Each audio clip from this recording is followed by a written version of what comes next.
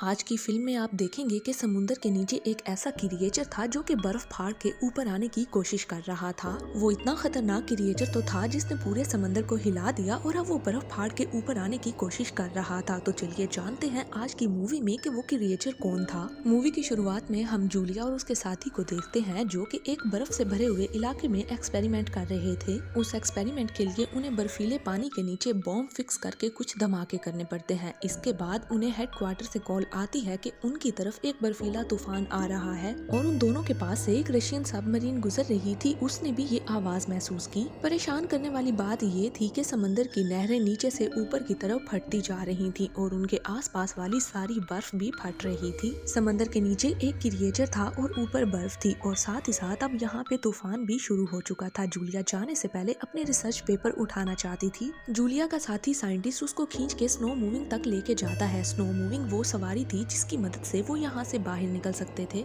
दूसरी तरफ सबमरीन का कैप्टन ये पता लगाने की कोशिश करता है कि आखिर ये आवाज है किस चीज की। उन्हें पता चलता है कि ये किसी जिंदा चीज की आवाज है। वो लोग अभी उससे बचने की कोशिश करते हैं लेकिन पानी के अंदर वो बड़ी खौफनाक चीज आके सबमरीन के साथ टकरा जाती है। फिर हमें जूलिया और उसके साथी को दिखाया जाता है जो कि बर्फीले तूफान से निकलने की कोशिश कर रहे थे, लेकिन अचानक से उनकी स्नो मूविंग एक चट्टान से टकरा जाती है और अब शायद वो यहाँ से निकल नहीं सकते थे क्योंकि उनकी स्नो मूविंग टकराने के बाद जल के राख हो जाती है और वो दोनों तूफान के अंदर ही गिर जाते हैं और धमाकों की वजह से उनका कैंप जल जाता है और उनके बचे हुए साथी भी जल के मारे जाते हैं। दूसरी तरफ नीचे समंदर में सबमरीन की हालत भी कुछ ठीक नहीं थी। उनकी सबमरीन बुरी तरह से हिल रही थी और कोई भी अपनी सीट पे बैठ नहीं पा रहा था और फिर काफी कोशिशों के बाद सबमरीन की टीम आखिर समंदर में एक धमाका करती है और धमाकों की रोशनी की वजह से हम समंदर के अंदर बड़े बड़े टेंटिकल्स देख पाते हैं। तभी सबमरीन का एक कैप्टन बुरी तरह से शीशे की स्क्रीन से टकराता है और जख्मी हो जाता है और फिर वहीं पे बेहोश भी हो जाता है। इससे पहले उनकी सबमरीन डूब पाती एक कैप्टन जल्दी से रशियन नेवी को अपने डूबने का इमरजेंसी मैसेज भेज देता है। अब रशियन नेवी के हेडक्वार्टर में सबमरीन के डूबने की खबर पहुंच जाती है। इस सबमरीन में बहुत जरूरी हथियार थे, इसीलिए या तो वो इस सबमरीन को बचा लें, अगर बचा नहीं सकते तो उसके बाद वो रेस्क्यू टीम भेज के सबमरीन को उड़ा दें। इस मिशन को लीड करने वाले कैप्टन का नाम विक्टर होता है जो कि पानी में फंसे हुए सबमरीन के कैप्टन का भाई था। अब विक्टर को अपने भाई की काफी टेंशन थी और उसकी फैमिली भी काफी परेशान थी, इसीलिए विक्टर की मॉम उसको उसके डैड की आखिरी घड़ी देती है। उसके डैड तो अब इस दुनिया में नहीं थे लेकिन उसकी मॉम कहती है कि ये घड़ी तुम्हारी हिम्मत बढ़ाएगी। फिर विक्टर अपने भाई को बचाने के लिए यहाँ से निकल पड़ता है। जब वो वहाँ पे पहुँचता है तो उसे पता चलता है कि उसके डैड के दोस्त जो कि एक सीनियर ऑफिसर हैं वो भी इस मिशन पे उसके साथ चल रहे हैं।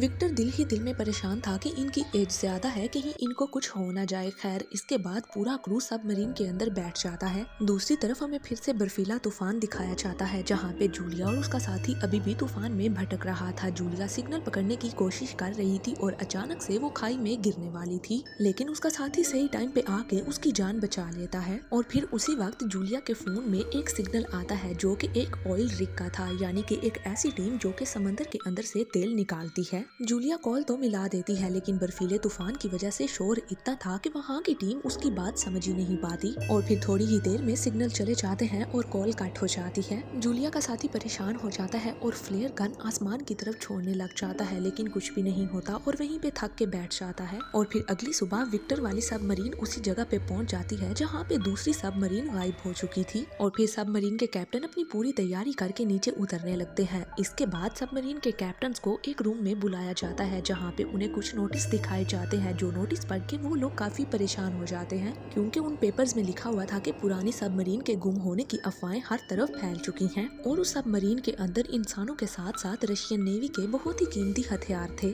दूसरी तरफ हमें बर्फ के ऊपर का सीन दिखाया जाता है जहाँ पे जूलिया और उसके साथी को एक बुई बर्फ के ऊपर फंसी हुई मिल जाती है। बुई एक ऐसी डिवाइस थी जिसके जरिए नीचे समंदर के अंदर सिग्नल भेजा जा सकता था। अब उन दोनों को एक उम्मीद नजर आ चुकी थी क्योंकि अब वो समंदर में नीचे तैरते हुए लोगों को सिग्नल भेज सकते थे और फिर जैसे ही सबमरीन को बुई का सिग्नल मिलता है तो सबमरीन नीचे की ओर जाने लगती है। सबमरीन के नीचे जाते ही बहुत सारी वेल्स उसके आसपास आ जाती हैं लेकिन सबमरीन उनको बिना नुकसान पहुंचाए आराम से नीचे जाने लगती है और फिर अचानक से एक वेल आती है जो कि स्क्रू हेड के साथ टकरा जाती है। ये देख के सीनियर ऑफिसर उन्हें सोनार चलाने के लिए कहता है लेकिन विक्टर इसके लिए राजी नहीं होता। सोनार को इसलिए इस्तेमाल किया जाता है ताकि एक दूसरे से राब्ता बनाया जा सके और पानी की लहरों को आवाज दी जा सके और फिर सोनार को ऑन कर दिया जाता है। सोनार के ऑन होते ही वेल्स वहाँ से दूर दूर चली जाती हैं, लेकिन फिर अचानक से सारी वेल्स वहीं पे आ जाती हैं। अब क्रू समझ नहीं पाता कि आखिरकार ये सब कुछ चल क्या रहा है, और फिर पलक झपकते ही कुछ ऐसा होता है कि वेल्स खुद ही वहाँ से हट जाती हैं और अचानक से समुद्र का निचला हिस्सा ऊपर की ओर आने लग जाता है। और फिर एक ऐसा टेंटिकल नजर आता है जो कि अपने एक ही वार से वहाँ की सभी वेल मछलियों को मार देता है।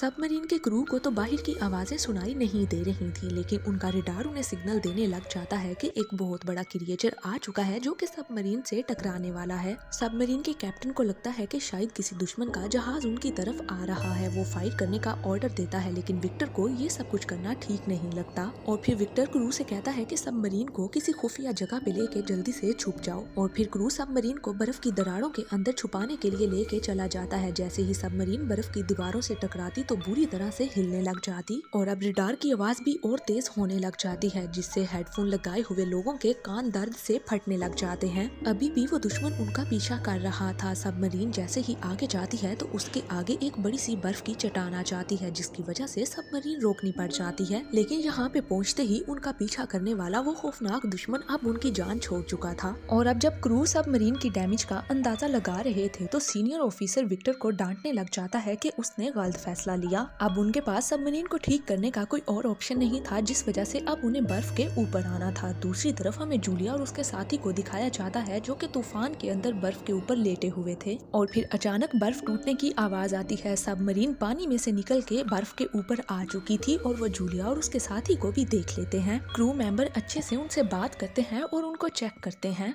उन्हें पूरा यकीन नहीं था कि ये लोग यहाँ पे क्या कर रहे हैं और कौन है। इसके बाद विक्टर अपने सीनियर ऑफिसर से बात करता है। सीनियर ऑफिसर विक्टर से कहता है, इन दोनों को अच्छे से खाना खिला के यहीं पे छोड़ दो। हम इन्हें साथ ले जाने का रिस्क नहीं ले सकते, क्योंकि हो सकता है ये दूसरे मुल्क के जासूस हों। लेकिन विक्टर ऐसा करने वाला नहीं था। विक्टर को उन दोनों पे रहम आ जाता है और वो उनको लेके सबमरीन में चला जाता है। सबमरीन को दोबारा पानी में उतारा जाता है और जूलिया और उसके साथी का अच्छे से मेडिकल चेकअप किया जाता है। इसके बाद उन दोनों को खाना दिया जाता है। फिर विक्टर उन्हें एक मैप दिखाता है और उनके कैंप की लोकेशन पूछता है। विक्टर पूछता है कि तुम लोगों ने वहाँ पे क्या देखा था। जूलिया बताती है कि वहाँ पे बड़े बड़े धमाके हुए थे। और जूलिया की बात सुनने के बाद विक्टर को लगता है शायद वो धमाके ही उसके भाई की सबमरीन डूबने की वजह हो सकते हैं। इसके बाद सभी क्रू मेंबर को इकट्ठा किया जाता है और पूछा जाता है कि अब हमें क्या करना चाहिए। सीनियर ऑफिसर कहता है कि हमें यहाँ से शायद अब वापस जाना चाहिए, क्योंकि रडार ने जो खतरा हमें दिखाया था वो खतरा जा तो चुका है, लेकिन कभी भी वो वापस आ सकता है। सीनियर ऑफिसर का कहना था कि अगर हम पे फिर से अटैक होता है तो इमरजेंसी सिग्नल भेजना भी हमारे लिए यहाँ से मुश्किल हो जाएगा। लेकिन विक्टर अपने भाई को लेके परेशान था, जो कि ऑर्डर दे देता है कि सबमरीन को जूलिया के कैंप की तरफ लेके चलो। सीनियर ऑफिसर विक्टर पे चिल्लाता है कि तुम बार बार रिस्क ले रहे हो, अगर तुमने एक और बार ये सब किया तो सब कुछ एक ही झटके में खत्म हो जाएगा। विक्टर क्रू मेंबर से कहता है कि हमें जल्दी करनी होगी। अगर दूसरी सबमरीन में कोई जिंदा बचा हुआ तो उसके पास ऑक्सीजन काफी कम होगी, जिसकी वजह से उसकी मौत हो सकती है। अब हर पॉइंट पे खतरा बढ़ता जा रहा था। तभी जूलिया को एक अजीब सी आवाज सुनाई देती है, लेकिन उसका साथी कहता है कि ये दूसरी सबमरीन को ढूंढने के लिए रडार की आवाज है। लेकिन ये आवाज तो एक ऐसे खतरे की आवाज थी जो हर कदम के बाद उनके करीब था।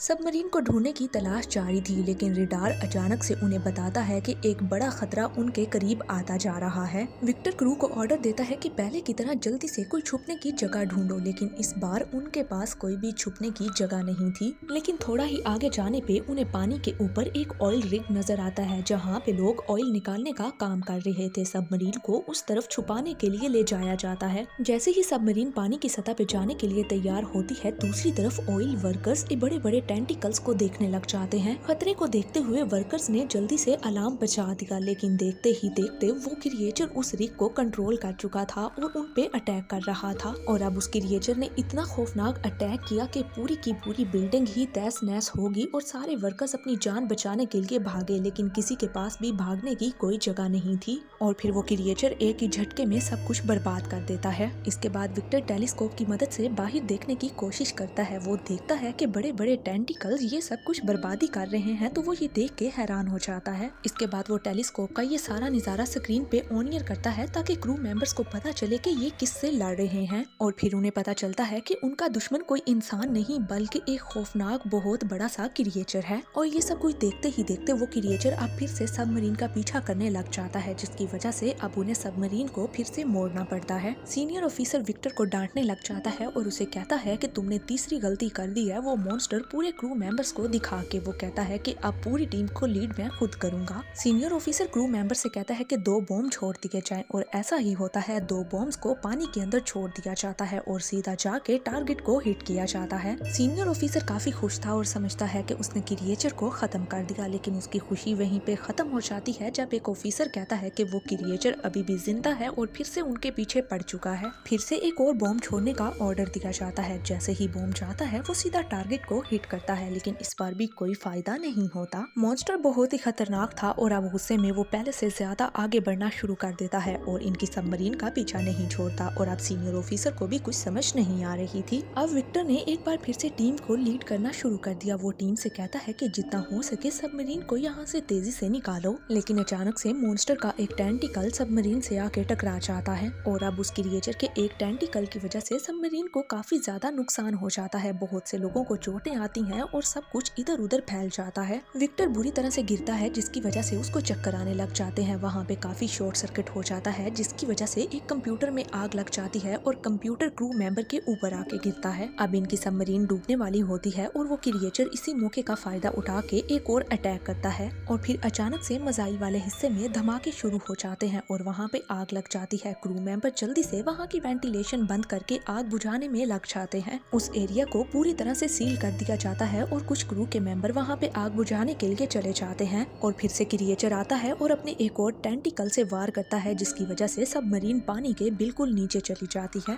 रिडार दिखाता है कि मॉन्स्टर ने सबमरीन को चारों तरफ से घेर लिया है और फिर रिडार के जरिए उन्हें पता चलता है कि वो मॉन्स्टर एक क्रैकन है, यानी कि ऑक्टोपस का एक भयानक रूप। और फिर इन्हें पता चलता है कि क्रैकन बहुत ही खतरनाक है और क्रैकन के बारे में बहुत सी कहानियां इन्होंने सुन रखी हैं और अब इनके पास सिर्फ आखिरी मिसाइल बच गया था। तो वो लोग डिसाइड करने लगे कि अब हमें आगे क्या करना है, लेकिन विक्टर कहता है कि जल्दी से सब कुछ साइलेंट मोड पे कर दो क्योंकि समुद्री जानवर आवाजों से काफी अट्रैक्ट होते हैं। इसीलिए सबमरीन को साइलेंट मोड पे लगा दिया गया। इसीलिए जिस पोर्शन में आग लगी थी उस काम को रोकने का ऑर्डर दिया जाता है और अब उस जगह पे कार्बन डाइऑक्साइड और कार्बन मोनोऑक्साइड का लेवल बढ़ने लग जाता है। अब क्रैकन की आवाज क्रू मेंबर के कानों में गूंजने लग जाती है और वो समझते हैं कि हम यहाँ पे आग बुझाते बुझाते ही मर जाएंगे, लेकिन इनकी किस्मत अच्छी थी कि विक्टर का प्लान सही वक्त पे काम कर जाता है और क्रैकन वहाँ से दूर चला जाता है। जैसे ही खतरा टलता है क्रू मेंबर दोबारा से उठते हैं और अपना काम शुरू कर देते हैं, लेकिन इस थोड़ी ही देर में आग इतनी ज्यादा बढ़ चुकी थी कि अब आग को बुझाना मुश्किल हो चुका था। अब आग इतनी ज्यादा बढ़ चुकी कि क्रू मेंबर भी जलने लग गए थे। फिर विक्टर उन्हें ऑर्डर देता है कि आग को वहीं पे छोड़ दो और तुम लोग वहाँ से सेफली निकल आओ। ऑर्डर मिलने के बाद जैसे ही क्रू मेंबर वहाँ से निकलने की कोशिश करते हैं तो निकलते वक्त काफी लोग जल जाते हैं और फिर बाकी का क्रू उनको दरवाजे के इस पार लाने में पूरी टीम की मदद करता है। टीम को निकालने के बाद आखिरी सेकंड में दरवाजा बंद कर दिया जाता है ताकि आग दूसरे हिस्सों में पहुंच ना सके और फिर उस रूम में प्रेशर को कंट्रोल करके सारी आग को बुझा दिया जाता है। क्रू की टीम जो जख्मी होती है उनका अच्छे से इलाज किया जाता है और उनको रेस्ट करने के लिए अपने अपने कमरों में भेज दिया जाता है। जूलिया और जूलिया का साथी क्रू मेंबर का इलाज करने में मदद करते हैं, जिसपे बाकी क्रू के लोग उन पे भरोसा करने के लिए तैयार हो जाते हैं। फिर विक्टर सारे ऑफिसर्स को इकट्ठा करके उनकी राय पूछता है। सब लोग यही कहते हैं कि हमें शायद वापस चलना चाहिए क्योंकि हमें अभी तक दूसरी सबमरीन की लोकेशन नहीं मालूम। उन सबका यही कहना था कि क्रैकन से बचने के लिए कोई सिक्योरिटी हमारे पास मौजूद नहीं है। सीनियर ऑफिसर विक्टर को याद करवाता है कि तुम्हारे डैड एक हीरो थे जो कि सबमरीन के हादसे में लोगों को बचाते हुए मरे थे। सीनियर ऑफिसर विक्टर से कहता है कि तुम्हें भी समझदारी का मुजाहिरा करना चाहिए। तो काफी समझाने के बाद विक्टर भी मान गया कि शायद हमें यहाँ से वापस जाना चाहिए। सबमरीन वापसी के लिए निकल पड़ती है। विक्टर अपने रूम में बैठा अपने डैड का आखिरी लेटर पढ़ के रोने लग जाता है। उसके बाद जूलिया उसके रूम में आती है और उसे एक मैप दिखाती है। वो क्रैकन के कुछ पॉइंट बताती है और उसकी लोकेशन भी बताती है। वो बताती है कि कुछ पुरानी कहानियों के हिसाब से इस क्रैकन ने बहुत से जहाजों पे हमला किया है और फिर एक दौर ऐसा आता है कि जब क्रैकन अचानक से ही गायब हो जाता है। साइंटिस्ट का मानना था कि क्रैकन किसी गहरी नींद में सो चुका है। वो कहती है शायद जिन धमाकों का इस्तेमाल हमने किया है उन धमाकों की वजह से क्रैकन अब फिर से जाग चुका है। वो कहती है कि अगर हम सबको जिंदा रहना है तो हमें सबमरीन की आवाज और सोनार को बंद करना होगा। जूलिया क्रैकर के बारे में अच्छे से जानती थी, वो उसकी सारी हिस्ट्री को भी जान चुकी थी। अगर ये सब ना किया तो क्रैकन उनके पीछे दोबारा आ सकता है। विक्टर जूलिया से पूछता है क्या तुम्हें कुछ आइडिया है कि मेरे भाई की सबमरीन इस वक्त कहाँ हो सकती है। जूलिया कहती है कि क्रैकन ऑक्टोपस अपने शिकार को अपने घर तक खींच के लेके जाता है और जूलिया उसकी लोकेशन को अच्छे से जानती थी। इतने में एक ऑफिसर आ जाता है और उनकी बात वहीं पे रुक जाती है। है।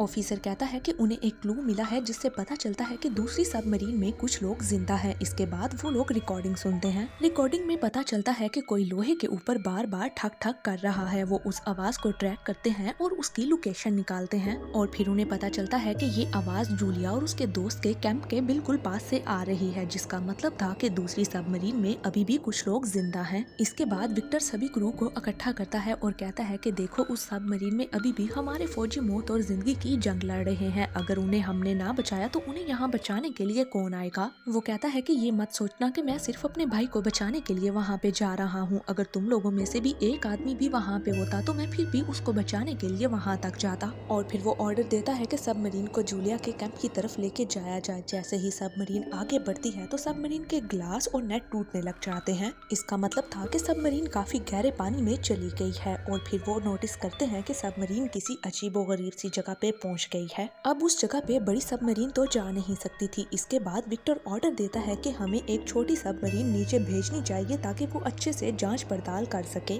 और फिर विक्टर फैसला करता है कि वो खुद छोटी सबमरीन में बैठ के पानी की गहराई तक जाएगा और तब तक सीनियर ऑफिसर इस सबमरीन को लीड करेंगे। इसके बाद छोटी सबमरीन में विक्टर और 2 ऑफिसर बैठ जाते हैं और वो यहाँ से निकल जाते हैं। और अब जैसे जैसे वो गहरे पानी में जा रहे थे, प्रेशर की वजह से सबमरीन में से लोहे की आवाजें सुनाई देने लग जाती हैं। इतनी गहराई में छोटी सबमरीन में वो पहली दफा जा रहे थे और प्रेशर उनके ऊपर बढ़ता जा रहा था। अगर जल्दी ही उन्हें कुछ ना मिला तो उन्हें फौरन ऊपर जाना पड़ेगा, नहीं तो खतरा बढ़ सकता है। फिर उन्हें नीचे जाते ही अजीब सी आवाज सुनाई देने लग जाती है। जैसे ही वो उस आवाज का पीछा करके जाते हैं तो वहाँ पे हजारों डूबे हुए जहाज नजर आते हैं। इसका मतलब था जूलिया की थ्योरी और क्रैकन के मुतालिक सारी हिस्ट्री बिल्कुल सच थी, यानी कि क्रैकन बहुत से जहाजों को अपना शिकार बना चुका था। इसके बाद उन्हें दूसरी सबमरीन मिल जाती है और वो देखते हैं कि उसका अगला हिस्सा अभी तक बिल्कुल ठीक है। इसका मतलब था उस सबमरीन के हिस्से में कुछ लोग जिंदा हो सकते हैं। इसके बाद वो मिनी सबमरीन को उस सबमरीन के साथ अटैच करने की कोशिश करते हैं, लेकिन ये काम काफी मुश्किल हो रहा था।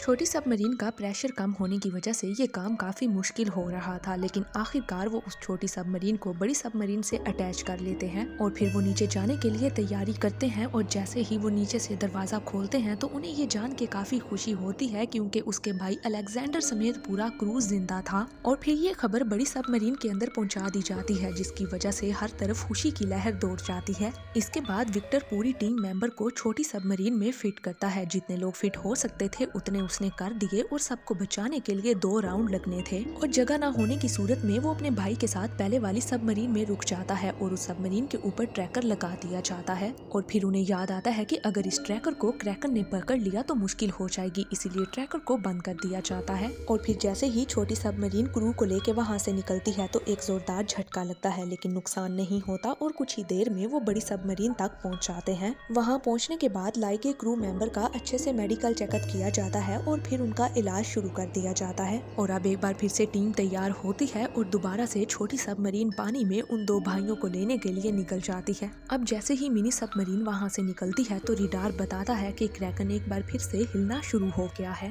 दूसरी तरफ वो दोनों भाई विक्टर और अलेक्जेंडर उन खतरनाक हथियारों को ढूंढने लग जाते हैं जिनकी वजह से वो यहाँ तक पहुँचे थे। जो एरिया तबाह हो चुका था, दोनों भाई उसमें चले जाते हैं, वहाँ से कोड निकालते हैं और कोड को कंप्यूटर में डालने की कोशिश करते हैं, लेकिन सिस्टम बिल्कुल नहीं चलता। लेकिन विक्टर हार नहीं मानता और वहाँ के सारे बटन्स को ऑन ऑफ करने लग जाता है और वहाँ पे फिर लाइट्स ऑन होने लग जाती हैं। वो हथियार अभी भी काम कर रहे थे। उन हथियारों में से निकलने वाले सिग्नल्स को मिनी सबमरीन पकड़ लेती है और इन तक पहुँच जाती है। लेकिन बड़ी सबमरीन में सारा क्रू डर जाता है क्योंकि रिडार उन्हें दिखा रहा था कि क्रैकन छोटी सबमरीन तक पहुँच चुका है। और इधर क्रू ने जल्दी से सबमरीन को समंदर के निचले हिस्से में लैंड कर दिया और साइलेंट मोड में चले गए। और उसी वक्त क्रैकन एक बड़ा सा पत्थर सबमरीन के ऊपर फेंक देता है, जिसकी वजह से सबमरीन डैमेज हो जाती है और पानी का एक बड़ा हिस्सा सबमरीन के अंदर आने लग जाता है। क्रू मेंबर्स काफी घबरा जाते हैं क्योंकि मौत उनके करीब आ चुकी थी। दूसरी तरफ छोटी सबमरीन विक्टर के पास पहुंच जाती है। गलती से छोटी सबमरीन से ट्रैकर ऑन हो जाता है और क्रैकन बड़ी सबमरीन को छोड़ के इनकी लोकेशन की तरफ निकल पड़ता है। क्रैकन अब बड़ी सबमरीन के ऊपर अटैक नहीं करता और जल्दी से छोटी सबमरीन की लोकेशन की ओर निकल जाता है।